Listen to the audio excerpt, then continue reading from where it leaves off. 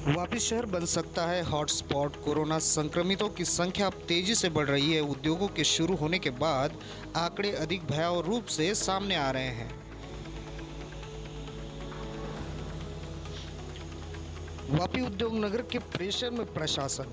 जब एक भी कोरोना पॉजिटिव केस नहीं था तब सख्ती दिखाई गई थी लॉकडाउन में, पर अब लगातार बढ़ते केस के बावजूद उद्योग नगर के कारखानों में, कंपनियों में 100% मजदूर।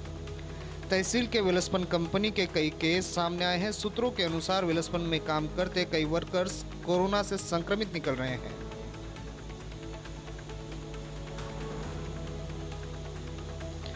तो क्या वेलस्पन जैसी कई कंपनियां हैं अभी?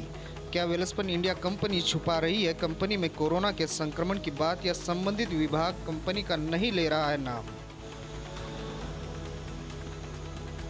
6 जून को वेलस्पन इंडिया से कोरोना केस आया था। 6 जून 2020 को वेलस्पन में काम करते 19 वर्षीय युवक का सामने आया था केस। अभी कई ऐसे कर्मचारियों पर संक्रमण का संदेह, लोगों में है चर्चा।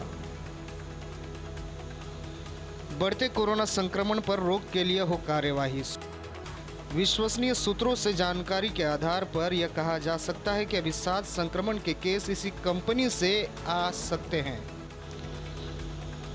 अब अनलॉक के बीच कितनी हो रही है चेकिंग? वलसाड़ जिले में कहीं भी जमीनी स्तर पर आरोग्य विभाग के द्वारा घर घर जाकर कोरोना के चेकिंग नहीं किए गए हैं, जिससे आंकड़े भी ज़्यादा बढ़ेंगे।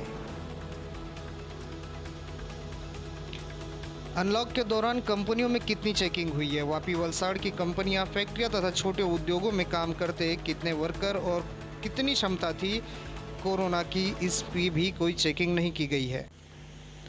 सावधान हो जाए, खुद की हिफाजत खुद करे। सभी आंखों देखी घटनाओं पर विचार करें तो यही नतीजे पर होंगे कि अब कोरोना से बचने खुद को कमर कसनी होगी, क्योंकि इसका सीधा असर मिडिल क्लास और श्रमिक वर्ग पर ही पड़ेगा।